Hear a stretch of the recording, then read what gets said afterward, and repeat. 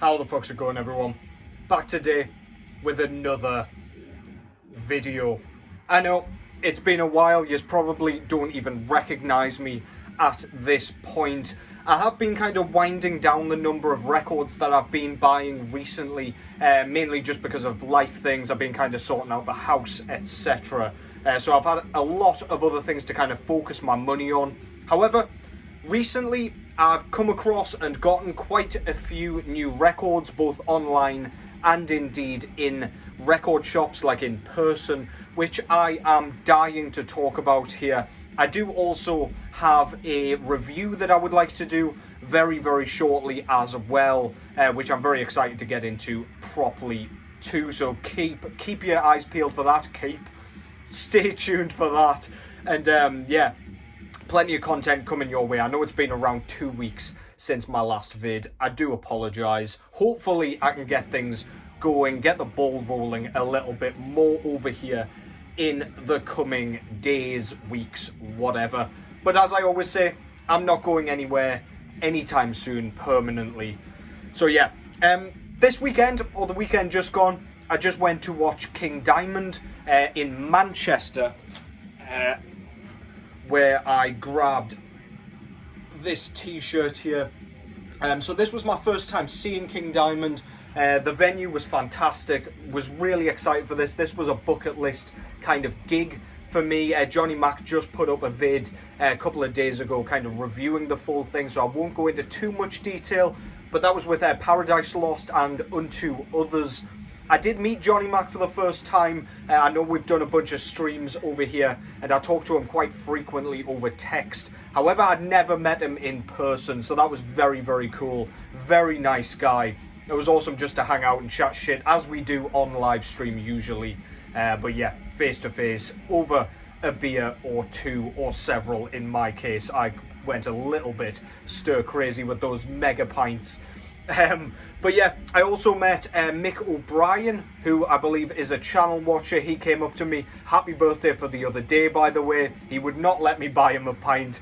Far too polite for that shit. But yeah, really nice to meet you as well if you are watching. But yeah, killer show. Again, picked up this t-shirt. This was the only bit of merch I got. This was the album cover from, I believe, Masquerading Madness or Spider Lily. Not entirely sure, or perhaps both. Who knows? But yeah, St.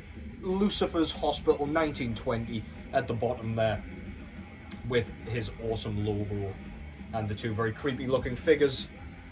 On the back, we've got the logo again with the tour dates and everything. The one that I attended was this one here. That was Manchester, England, on the 30th of June. And yeah, European tour down below there. Very, very cool.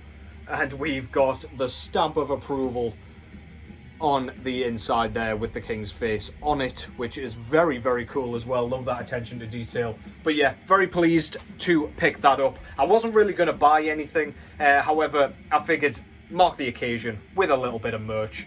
But yeah, without further ado, I'm not going to talk about what is going on in the background in any sort of detail, because this is the album that I will be reviewing very shortly. Do listen to that in the background. Let me know if you dig it, and stay tuned for the full review. This is excellent. Plenty of death metal, plenty of thrash metal, a little bit of black metal in there to sink your fangs into. Enjoy.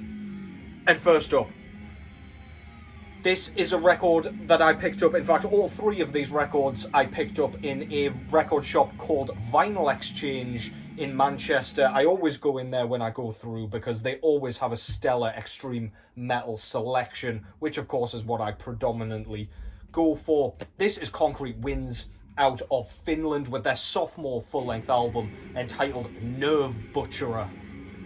Pretty much sums up exactly what you are getting in this. This is a death grind assault, very erratic. The lead guitars are the kind of star of the show here. If you listen to the second track, Chromium Jaws, you can kind of hear a bit of an industrial sort of influence going into those kind of squealing, oscillating lead guitars that just absolutely absorb you.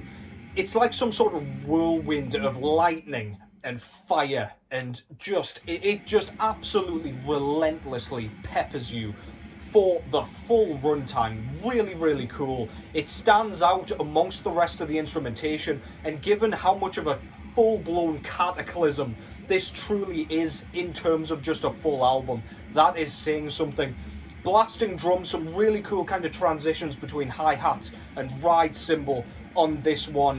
They kind of just draws your attention towards the drums, and I think that's really cool, especially given there's not like loads of kind of diversity in terms of like patterns and things. There is a lot of blasting, and it is extremely in your face.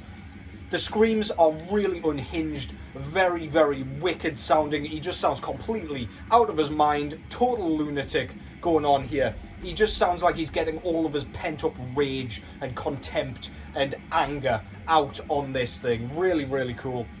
And then we've got the mechanical sounding guitar tone, which just wraps it up in a very neat, very, very destructive bowl. Absolutely phenomenal stuff. This clocks in at under 30 minutes in length as well, and I mean, it's all you need, to be honest. It's all your body can handle. This is skull crushing from the very opening second. Front cover there shows a very, very kind of busy piece of art. It's very squiggly, very line drawn, and extremely kind of eye-catching. It makes you want to just stare at it until something takes form. However, you never really get there. It's got that kind of dissonance and discordance that kind of lead tone and lead style kind of has in terms of the music and instrumentation. But we do have some sort of hideous beast here. Otherwise, I have no idea. It just looks like absolute sheer chaos all over the shop. Love that logo in there as well. You can't read shit, but I just love the way it looks. And here we've got the album title, which is, it looks like you need 3D glasses or something on there. I swear to God, I feel like I'm having a migraine when I'm looking at that thing, but very, very cool regardless. An alternative logo up top here, track listing down below, the two guys out of the band, and this was put out through Sepulchral Voice Records. I totally forgot the name of that album, that label, sorry, there, but never mind. Yeah, just really busy again all around. Almost looks like white noise or something, you know, what you get on your telly, like that television static on an old television. It's kind of what it reminds me of, but I digress. I'm chatting shit as per usual. Plain black vinyl. You'll just have to trust me that I do indeed have the disc here. It is not just the cover. But yeah, all of these kind of came with their inserts and original posters and things like that, which I thought was really cool, given that a lot of these are second-hand, I believe. But yeah, I don't know what the fuck I'm supposed to do with that lyric sheet, because it's all kind of, it all looks like it's in that 3D effect where it's like, I don't know, it feels like you've been punched in the head and asked to read it. But yeah, looks really cool, fits the music perfectly. But yeah, I am not reading that anytime soon. It will give me a monstrous headache if I attempt that. But if you like your death grind in any facet, this has a bit of everything that you could possibly want from such a style. Concrete wins, nerve butcherer. Next up is an album that I have been after for some time. I got the CD when this first came out in 2015, and I never picked up the LP. It's been out of press as far as I'm aware ever since, and this appeared in the shop, just sat there on the shelf, second hand, and I immediately picked it up. This is Grave with Out of Respect for the Dead. This was their 2015 album, and this was the last album that they did up to this point.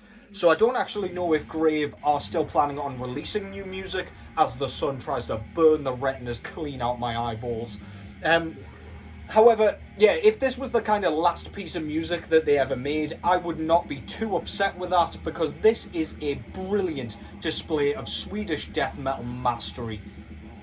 This is a tremendous kind of display of maturity and experience from this band. They play that Stockholm style, which is very kind of buzzsaw driven. It's kind of punky. However, I feel like they use quite a bit of doom metal on this one, which it works absolute wonders with that quite pristine production, dare I say. There's none of that kind of crackly nature going on in the production. It's very much out to punch you in the face and very much out to just squash your entire goddamn being. Very kind of dense guitar tone to the point where it almost reaches that kind of doom metal height. We've got a brilliant kind of mishmash of different tempos here, where we've got some like mid-paced crawling, we've got that doomy sort of sluggish stuff, especially on the third track, Plain Pine Box, which is my favourite track on this thing. Tell me that's not one of the coolest kind of almost death and roll riffs you have heard from one of these bands, especially kind of a modern take on that from one of these kind of originators of the sound. But then we've got that kind of thrashy drum style which just pummels you for the full kind of time that it goes on. The opening track is just a blistering display of speed, intensity and precision, and it just works absolutely perfectly. There is very little, if not absolutely zero, in the way of blast beats going on here. It's just well written, it's patient, it's absolutely fantastic. Vocals are kind of gruff growls to kind of mid-register screams, and that works really well because you can hear everything that he's saying. All the lyrics are legible, even though he sounds absolutely demented, completely helpless and hopeless and like he's vulnerable and about to die across the board here. It's absolutely tremendous. I do hope Grave keep going. They are active, but I do think they've only got like 2 band members at this point. I think they had a couple of people leave, so I don't know what's going on from the Grave camp. However, this was a brilliant swan song to leave on, if that was indeed their final album. Front cover there, of course, their iconic logo down below. And the art itself kind of shows a coffin being lowered into a grave, and inside that grave is sort of the land of the undead, I suppose. It's kind of the coffin being led into the underworld. There is a creepy little guy wandering down the stairs here. Kind of reminds me of the Dark Souls catacombs off the first one. Tentacles in the form of sort of tree roots there, which is very cool. We've almost got a face in the wall with some cheering silhouettes. We do have the coffin being lowered. That dude's had an absolute mare. He's kind of creeping his way out of his coffin, and we've got the pallbearers and mourners up top poking out of the grave. Absolutely stunning cover, really beautifully drawn, very detailed and very eye-catching again. I do like these kind of cutouts or windows or whatever that look like silhouettes as well. Slender Man is watching. On the other side, we've got the logo. We've got a coffin shape with some wings that almost look like they've got the skin complexion of a frog. So I don't know what the hell kind of animal hybrid that is, but we've got the track listing there as well. Favourite tracks on here for sure are Plain Pine Box, Out of Respect for the Dead, and Mass Grave Mass. This was released through Century Media Records originally. Inside here, we get a very nice insert. I do apologise for this, son. I'm going to have no eyeballs left, but we continue. Don't tell me I don't do anything for yous. But yeah, we get some more artwork on the front of this insert. This is kind of a like bifold insert logo again, and we've just kind of got a pile of bones with some tombstones sticking out with some tree roots with teeth, of course. Yeah, very cool. On the other side, we've got some nice bordering here with some recording information, personnel, etc, etc. And on the inside, we get all of the lyrics for all of the tracks. Very nice attention to detail there. Last but not least, this is black vinyl again, so you'll have to take my word for that. I will not bother showing yous, but we do get a very nice poster of the artwork there, and we get some extra artwork on the other side. We've got some sort of the One Reborn kind of miscreant made up of skulls, bat wings, tree roots, tentacles, God knows what, slime all over it, looking grim as fuck, with some more tombstones. Absolutely brilliant colour scheme as well. It's almost got a kind of purpley brown effect with some kind of noxious, poisonous mist sort of colouring down there. I'm sure that's exactly what that colour's called. Go into your local B&Q and ask for that on a swatch for your wallpaper, and they will tell you to get the fuck out, probably. But yeah, this is an absolutely brilliant release. A record that I've wanted for ages. I have been listening to this since it came out, so I'm very well acquainted with it at this point. But it's very nice to have it on wax finally. That's Grave with Out of Respect for the Dead. And finally, I bring you another second-hand record. God damn it. Let's see if that helps. I should have done that way earlier. I do apologise. But yeah.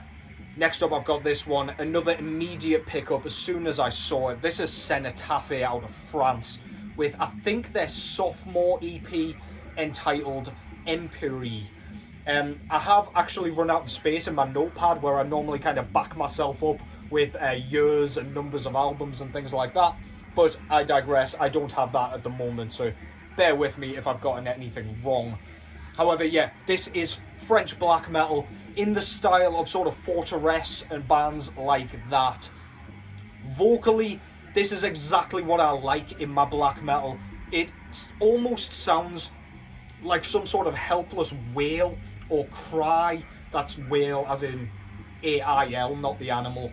But yeah, he sounds in so much pain throughout this. It's like a performance of sheer despair, loneliness. He sounds forlorn and like he's just completely lost and abandoned in some sort of desolate plain. Really stunning and heart-wrenching and emotive. It almost makes goosebumps erupt out of your arms and neck as you are listening to this thing. Really, really cool.